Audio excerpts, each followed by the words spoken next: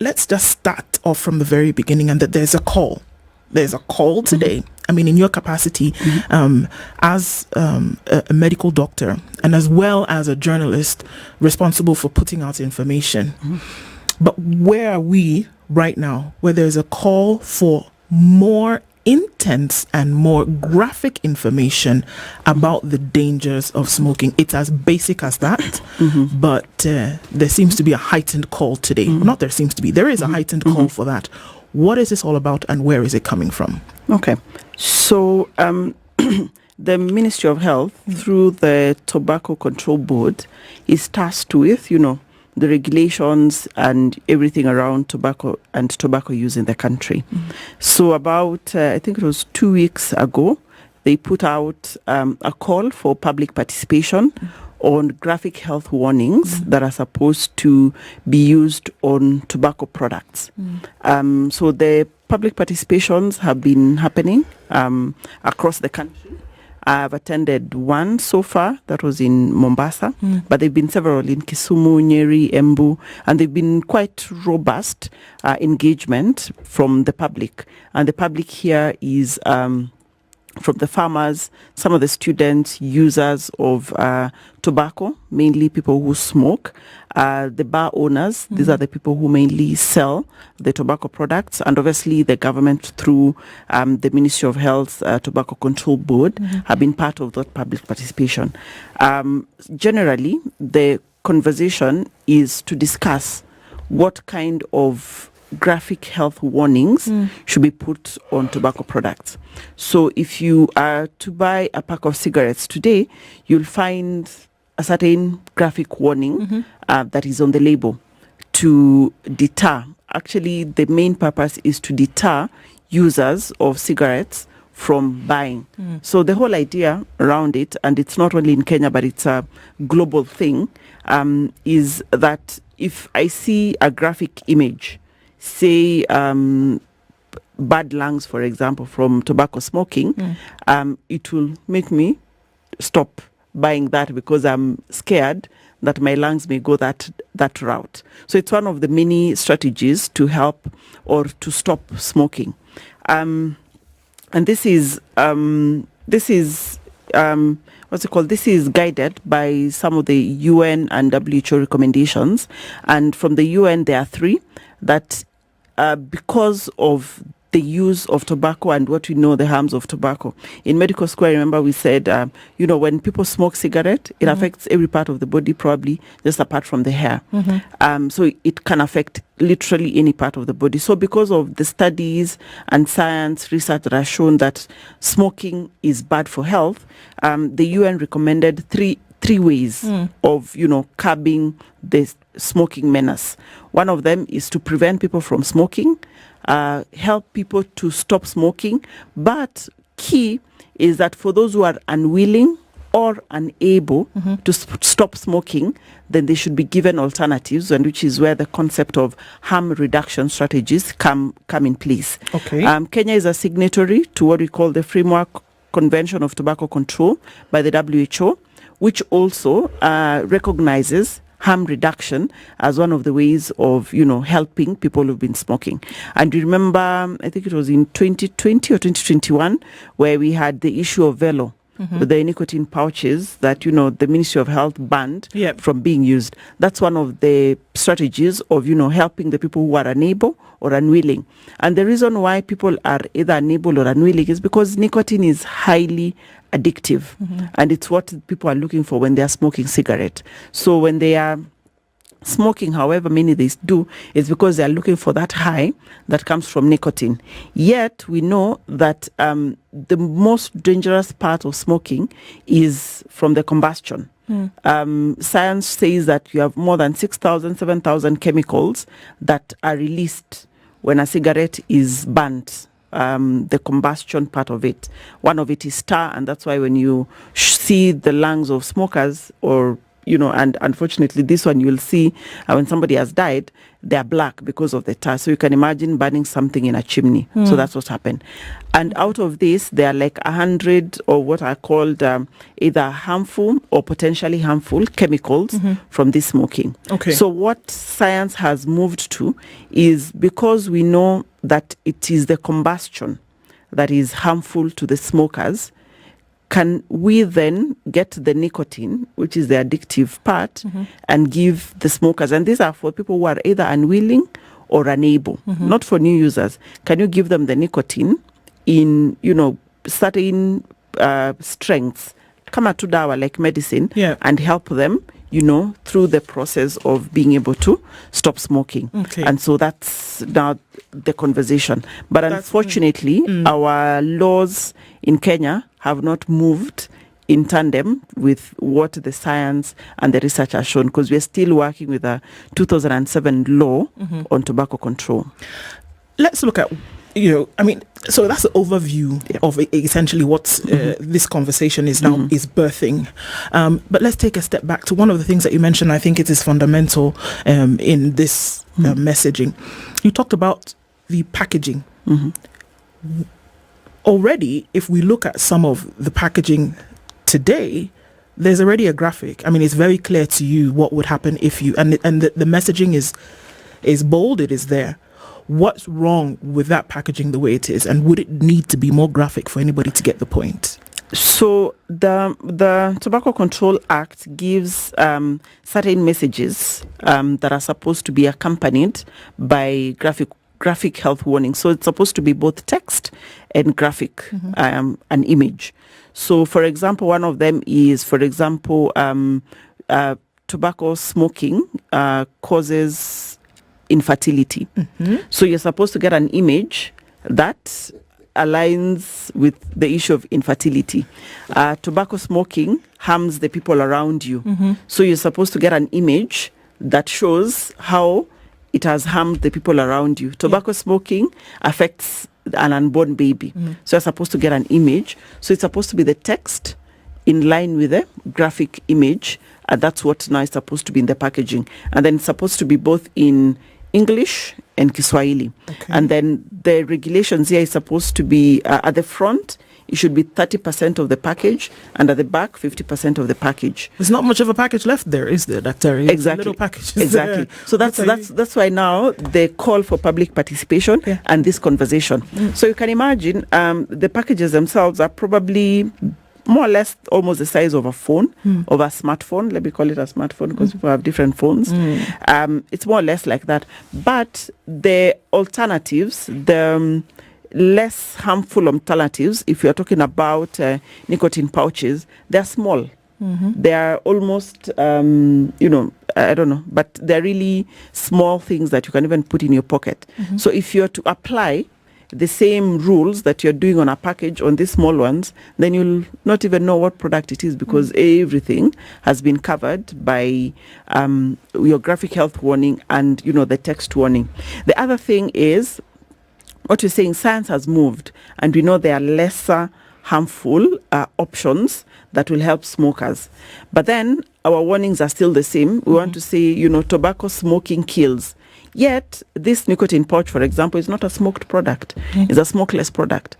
So your text will not really be in line with what the product is. And so causing some confusion to the consumer, which is now venturing into, consumer issues and consumer protection issues. Can we just do an understanding once and for all here that these less harmful alternatives, are they actually less harmful alternatives? Because if we've said that cigarette smoking or that tobacco smoking does 1, 2, 3, 4, 5, 6 to you, the body, and then we're saying, okay, if you are addicted to the point whereby we need to get you off and it will not be cold turkey, that here is an alternative that you can use. Is it actually an alternative? Is it less harmful? Yes. Okay. Yes. And is it a pouch or a patch? A pouch. It's a pouch. So, like one of the case studies that is that people can look up is Sweden. Sweden is a smoke-free country. Why? Because they introduce snus. Snus just gives the smoker nicotine. So you get the nicotine and put it between your upper lip and gum. for like 30 minutes to an hour, or 10 minutes, 30 minutes to an hour thereabout. And it gives you the same nicotine that you are looking for when you smoke. Okay. Remember we said what is harmful with the use of tobacco is the smoking, the combustion part where you burn. Because when you burn, you release many other chemicals. But for the less harmful products, you have just refined it and just removed the nicotine, and you've measured that nicotine as if it was medicine.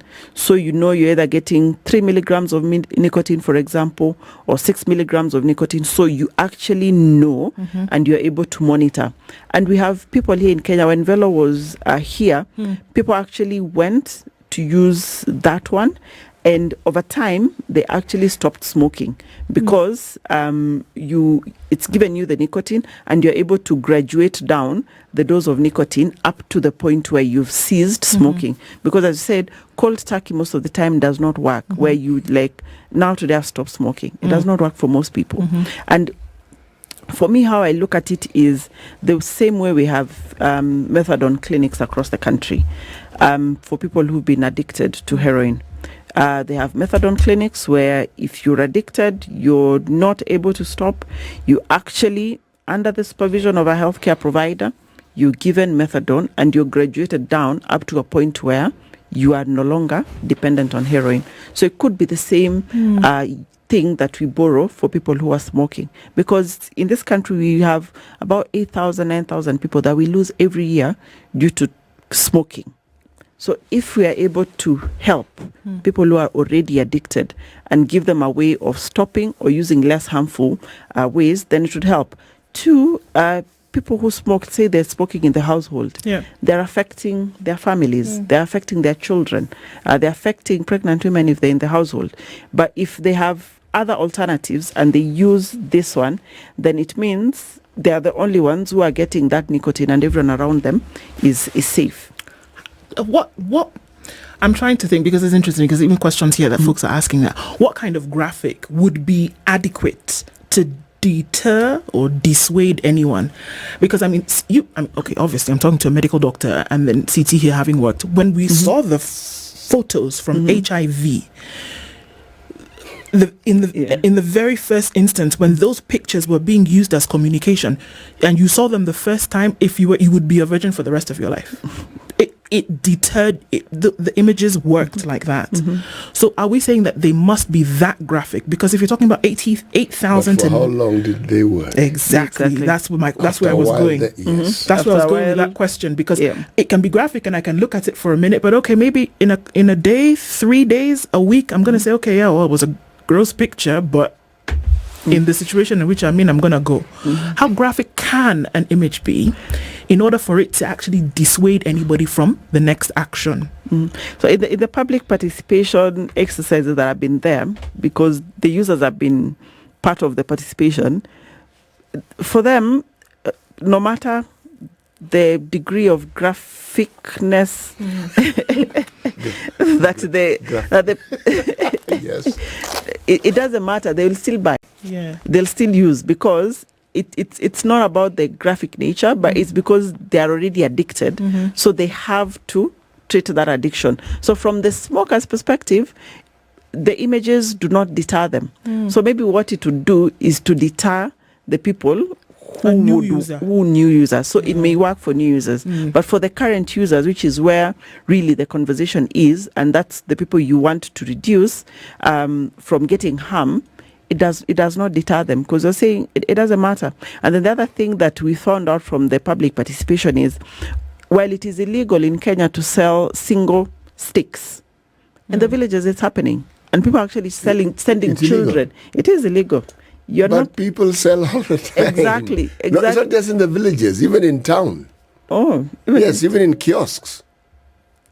And people send children to buy them, and it is illegal for children to come to get access to any of the tobacco products. They still do. Exactly, because just like a comment has come in here, is the thing. If you sell single sticks, 3 sticks, nobody will see the package. The person who's left with the package is the shopkeeper. Or the last person to buy the last stick is the person getting the package. So how effective have the graphic health warnings been anyway? Because, all of these things are in law. It is actually illegal to sell single sticks. It is illegal to sell to children, but people still do. But people also, still access. One of the things, if we were to talk about lessons learned from HIV, all these approaches do have some effect. That's the truth. But you have to have a multi-pronged approach. It can't be one thing helping you stop this. It has to be this. You have to apply this as well. You have to combine this as well. Because we are focusing on the smoking and not focusing on why people smoke. Which is the addiction. Yes, and we're also not focusing on why it is we know this thing is dangerous and yet tobacco is still grown. It's not prohibited. You are not prohibited from growing tobacco. It's legitimate business.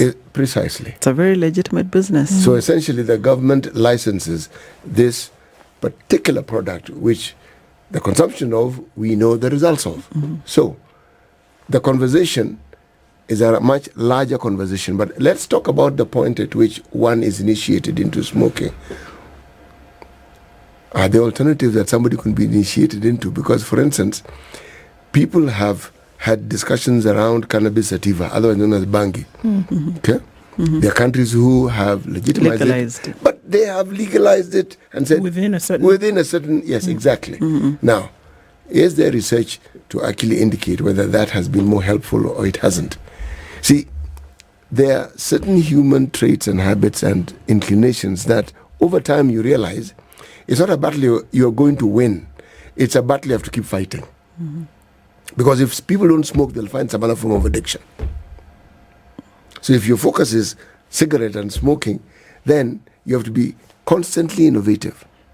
Constantly. Because also, remember, so long as it's a commercial product, those who are in that business want to promote smoking. So are we not looking at something that started off as a social activity and then for many people then got to the point of addiction? Because it's something that you've seen other people doing, decided to try it out one day, and then okay, for whatever reason it worked or jived with you, and then you now moved on into it. So if we're looking at ways to curb this, are we saying now that there does need to be, when you talk about public participation that's taking place around different parts of the country, then what areas should then be focused on when it comes to, let's see how we can bring this down, but then also what is being done, or what conversations are being had to actually move people away from getting there in the first place? Unfortunately, it's a catch-22 situation, in the sense that if we are to robustly talk about, smoking and some of these issues from, say, the industry perspective, they would be seen as promoting or advertising smoking, which is not allowed in this country. So it's a catch-22 situation. Two, we are working with an act that is of 2007. Science, research, and many things have happened from 2007. I mean, vape has come into the market, the e-cigarettes, and actually I was shocked the other day that you can actually buy it off the internet in Kenya. Yet the government has banned these products, yet people are accessing. These nicotine pouches that we are talking about, you can actually buy them off the internet. And those ones, the government has not regulated because it's, grey market, black market. So they don't have all of these, graphic health warnings that we're talking about. Some are flavored and they're not supposed to be flavored, for example. And people have access to that. So for me, where I sit is, we may be talking about public participation on the graphic health warnings, which one should we use, which one should be changed and amended, things like that. But there should be a broader conversation on updating, let me not say amending, updating the Tobacco Act of 2007 so that it recognizes that cigarette is just one of the tobacco products, but you have the smoke-free products, which are nicotine-only products, and they're in the market. And actually, some of those products, like the nicotine gums, you can get in a hospital. A doctor can prescribe them for you, and they're still nicotine products. So can we update this act so that it's up to date with the realities of today, so that the government can even now regulate the whatever products are in the black market? Because now that is more dangerous, because the youth children who are in high school actually can get those products, and they are not supposed to, even in the first place.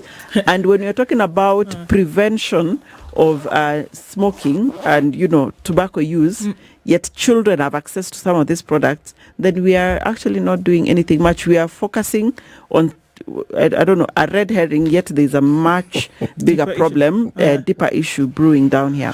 I think we need to come and actually look at what these things actually are, because we can assume that they're toys or whatever, maybe just to get a broader description, a definition of what they really are. So we're going to take a break and we'll come back and do that. And then E-Teams, remember that the Kenya Revenue Authority has a mandate to collect, but also has a mandate to keep each and every one of us compliant. E-Teams is the system which is in place to make sure that you are collecting when you are making payments, when you are sending invoices, when you're sending receipts, so that when you do your returns at the end of time, we can say, okay, yes, you've actually been in line with what the government is asking you to do. Are you compliant? It is a web-based application. You don't need a gadget. You can log on and then sign up, and then make sure that all that you do concerning your businesses and all your earnings are actually captured, and that you can be compliant. Log in to E-Teams and sign up today. 25 minutes to 9 o'clock. Our guest this hour is Dr. Mercy Korir, medical doctor and journalist, and we're talking about the dangers of smoking and the need to have more graphic warnings, the need to have this warning for people who would be introduced to smoking earlier. New users is what we are calling them. But looking at some of these things whereby the taboo is not on you, that you're actually holding a cigarette and smoking. We've seen new gadgets, new things. You talked about vape and e-cigarettes. E-cigarettes, I've never been able to wrap my head around that, because I just don't even know how that works. So what are those, first of all? Because we've heard of them, but we've also heard the nuance around it, that it's not really as dangerous, and it's it's just a thing to give you the illusion that you're smoking. What are we talking about here? So this generally I call smoke-free products, in the sense that you're not actually burning, like lighting a match or a fire and burning. So they're smoke-free products. So some of the e-cigarettes that I've seen, they use it's called vapor. It's vapor that comes out. It's not actually smoke. Okay. And they how do we call it? It's just like how you would ignite a car. It's the sensation of smoking without actually smoking. Without actually smoking. Yeah. Because you will even have an image of some fire when you inhale. There will be it's actually vapor, but it's illusionary smoke. Yeah. So if it's like mist. Yes, exactly. So, so if you're enthralled by the whole process of smoking, you can be in the moment. You will be in the in the moment, and then perhaps the attraction to it is you're being told it's not really as harmful as the other things that you buy called cigarettes. Is it true? Quite. So it's true in a sense, because what you're getting is nicotine only. Okay. In cigarettes, remember we said cigarette has tobacco in its tobacco sense. So when you burn that, you're releasing thousands of other chemicals. Some are harmful or potentially harmful, but in this case you're only getting nicotine. But nicotine is not that it is risk-free. It causes addiction. It's the highly addictive part of the smoking. So it is safer in the sense that you don't get all of these other chemicals, but it is not safe because you still get the addiction. So the idea around the smoke-free products, and this was, if you look back at the history, it was from, I think it was a Chinese pharmacist who thought about it because he was really addicted to cigarettes, so he was looking for an alternative. And so the alternative was, can you just get the nicotine only, because that's the addictive part. Yeah. And then, so things have moved. For those who are willing to smoke, you actually prescribe and take it down as if it was medicine, so that you taper down from whatever addiction you are at, and then you go reducing the degree of nicotine until it's stopped. So that's one of them. you have the nicotine pouches, you have the nicotine gums. And so if somebody is properly guided through that, then they're able to, in the long run, stop the use of nicotine and tobacco products completely. If they're unable, then it is less harmful in the sense that they don't get all of these other chemicals and they don't affect the people around them because of the secondary smoke. So the conversation that I think we should be having as a country is regulation, proper regulation in line with what the times are. And the reason we say this is because we have banned the nicotine pouches, for example, but they're still finding their way in the country. We don't allow vapes and e-cigarettes, but they're finding their way in the country. But they're here. They're here, They're exactly. everywhere. Yeah. So it means there's a loophole.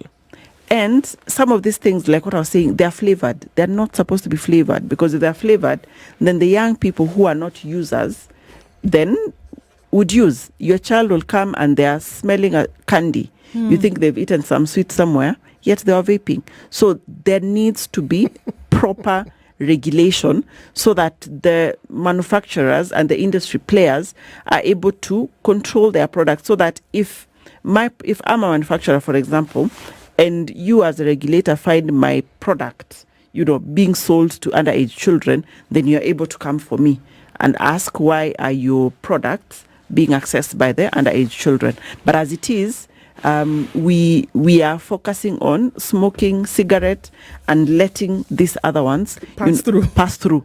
And that is, in my opinion, more harmful, because people who are not supposed to access are accessing.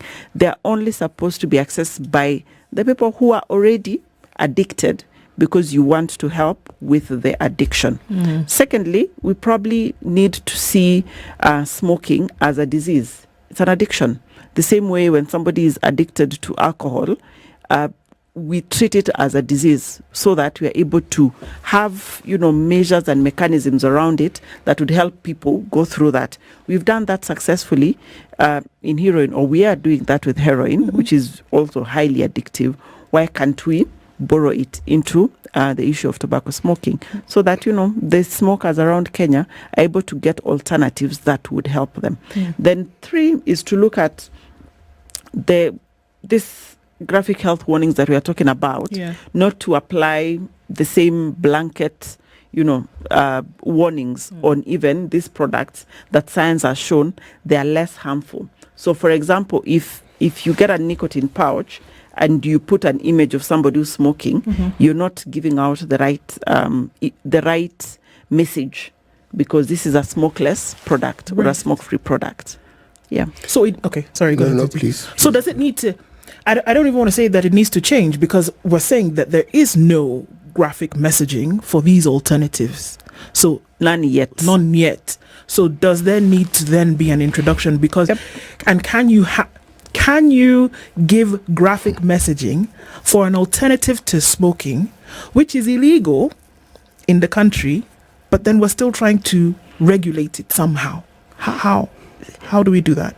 This now should go right to the doorstep of the government, because you need to recognize these products, regulate them, and then now give the warnings. And the warning should be appropriate, even in terms of size of those warnings, appropriate to the packaging, in terms of the messaging, so that it portrays the right message. If it is less harmful, the warnings, both in text and graphic, should portray that, so that you're not treating everything the same. The same thing we were talking about cassava and tasting different. Yes, the skin on the different cassavas need to show the taste in the different cassavas. So in each. So if you have the smoked products, can the images and the warnings be for the smoked combustible products? For the non-smoked, can the images and the messaging be in line with that product? There's always a very, very, very difficult thing. I'm using the word difficult thing here, the phrase, because you legislate, you outlaw.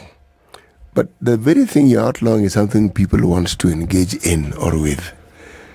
So, and something like a cigarette, something that is small, something that one can easily carry around, the way the mind weighs things, if someone smokes and they shouldn't smoke, remember the government acknowledges this and tells you this is a smoke-free zone, meaning there are zones which are not necessarily smoke-free. Okay? The government has recognized that people will smoke. So there are areas which are designated areas for smokers. So you're actually being allowed to smoke and you're even allowed to buy the products that you smoke. Now, when you then gazette and you indicate that you have criminalized certain products that have to do with smoking, there's an automatic contradiction here. Because one wonders, well, so what are you saying? I can do this, but I can't do that. Now, I'm thinking, we always seem to think that the best way to stop people doing things is to criminalize it or to legislate so that certain things are not done. It has benefits, yes, but let's look at alcohol and prohibition, say, for instance. This is a story we tell all the time, okay, in the US. You stop people, you say you are not allowed to drink spirit, you're not allowed. What then happens? The black market proliferates and a whole new business is then created. Because if you outlaw it in the United States and it's not in Canada, what do you think is going to happen? Or it's not in Latin America, in Mexico, which is next door. I'm simply saying, I'm asking the question, when we talk about tobacco smoking and the dangers that it poses, have we learned lessons from other products that have been outlawed in the past? And what it is that happened when we outlawed them? And whether we've actually gained by using different approaches? I don't think we have, or if we have, we are rigid in being agile and being, adaptive to, doing things differently. Because, like I said, we are working with an act that is 17 years old. 17 years, if a child was born then, they're supposed to be sitting their KCP right now and voting, allowed to vote from next year and make decisions.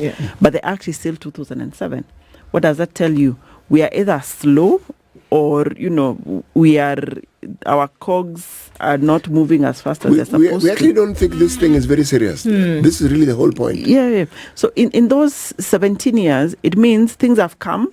And as you said, there's a whole thriving black market out there. Yes. That anyone is getting access to anything. And there's nothing you can do about it. So while we say we have this number of smokers in the country, do we know the actual number of these alternative users who, in the first place, were not even supposed to have access to those products? So it is a regulated industry. I agree it should be regulated because of the addiction of nicotine, but there has to be a system and a methodology to it. And one of them is update the act. That takes time. So can the Tobacco Control Board and the Ministry of Health, as is, acknowledge that these products are in the market for one reason or another? Because even at some petrol stations, people buy them because they think they're sweets or something that they can use. So can they wake up to the reality that as we wait to amend the act, it's a whole process, parliament, whatever, can they do something about the availability and access of these products that are unregulated so that you, first of all, stem that illegal access, and then now you're able to do something about it? Like Terry, let me ask, do you think people react or respond more positively to a message that encourages them to live a healthier, longer life than one which tells them of the harm that they may encounter? Which one do you think they'll respond to more vigorously? I think people will respond to, living healthier lives. Now, you tell me, in the messaging that we speak of, apart from don't, it is not good, how many healthy messages are there that are brought to bear on a commodity such as this one? I have not seen. No. Because that's the challenge. Should you then not think of? Because even if there are none right now, what you're contending with is there's this product I wish to consume, and you're telling me about the harm, I will be alarmed when I first start. After a while, I will neglect it. Case, I used to be a smoker. Okay? A fairly heavy smoker. Now, there are some harms you never understand or realize until you stop smoking. And not immediately, years later. Like when it's, like now when it's cold, there's a cough that, an irritation that always comes into my throat, always. And that's why you see me drinking warm water. Okay? It soothes it. It's smoke related, I know. Okay? But at the time I was smoking, you're happy. I was okay. I actually liked and I enjoyed smoking. Okay? Now, how many people stop and even ponder and look at the problems that they have later on when they have stopped? Because the real harm is actually realized when you've stopped. Because you've stopped, yes, but the harm has actually been done. And some of this harm cannot be undone. You can't undo it. You can't undo it. So are we saying that some of this messaging then should be looking towards what happens as a result of an action that you could take now? Yes. You see, like the one about infertility. You mention it, but perhaps even when you're talking about this messaging, explain infertility so that somebody understands. Well, can we do that? And I think that was the next question that I was going to go to, Dr. Is what are some of the effects that we talk about when it comes to smoking? Harmful ones. Like I said, it affects like every part of the body, but the most critical, obviously, is lung cancer, and we see that a lot in the West. It affects the blood, how do I call it, the blood supply, bloodstream, so you can even have heart attacks, you can get blood flow affected. So sometimes you get people getting what we call gangrene, and their limbs are affected in one way or another. It can cause, obviously, some neurological effects on children, and especially at an unborn stage, if the mother is smoking. The issues of fertility for both men and women, issues of impotence, what else? I can list. There are very many. Yeah. And the point of the graphic health warnings are supposed to increase the knowledge or some of the harmful effects of smoking, or help deter people from smoking, or reduce the consumption and encourage cessation of smoking. So that's the whole point of putting those graphic images that give those warnings or those messages that it's harmful to your health in this particular way. So as Cities was asking, does it actually deter people from smoking? Probably not. Is it time we started relooking at the messaging? Yes, because as I said, times have changed. Many studies have been done in other disease areas, in other addictions, so it's probably time to relook at that wholesomely. But as we look at that, there's a current problem where you have smokers who want to quit smoking, but they don't have access or alternatives. You have these alternatives in the black market that people who are not even supposed to access are accessing. And these black market products, because they are not under the watch of the government, they're not being regulated in any way, so you cannot prescribe how they should be, or what kind of images they should have.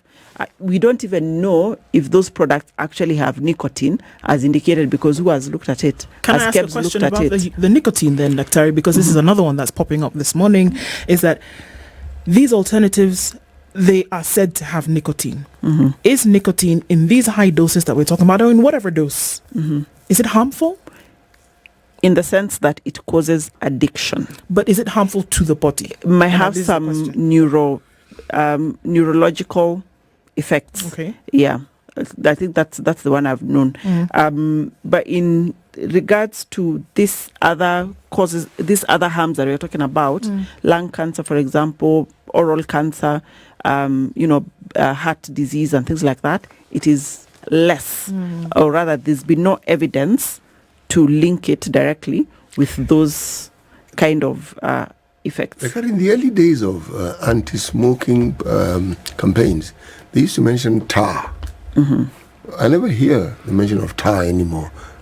Do cigarettes no longer have tar? They do have tar.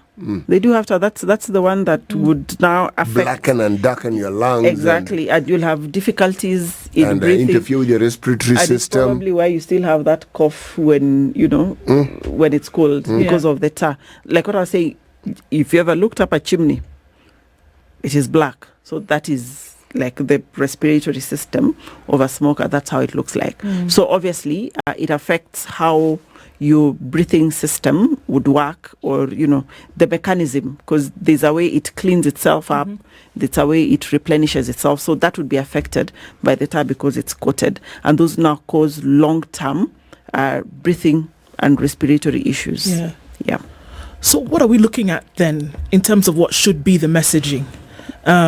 Because illegalities here, what is unregulated, new entrants into the market, because we can be sure if the ones that we are dealing with now are in the market, we can be sure, just with innovation and how things are, that there will be new ones.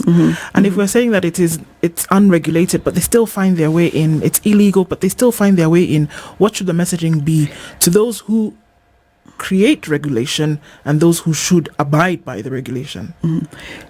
So first, like today after this, we are going for the last public participation session in Machakos, NITA. This is a National Industrial Training Agency. Yes. For the last public participation here in Machakos. And unfortunately, with this public participation, we've been limited to only have a conversation on the text and the images, if the text aligns with the images. Why have you been limited? Because that's what the board told us is the subject of the public participation. These are images, they said from 2014, they had about 15 images that they discussed and released. In 2016, 2019, they did 3 more images. 2020 to currently, they had 3 more images. So currently we are discussing 9 images that we need to look at if they should be allowed, given to the cabinet secretary, so that this can be given to the manufacturers to incorporate into their packaging as they distribute their products. So that's the conversation currently. But what we are trying to ask the government, the Ministry of the Tobacco Control Board, is can we update the act? As you said, we have these products, there'll be more products, who knows? Things are changing and, every day. The products that are unregulated should actually be regulated.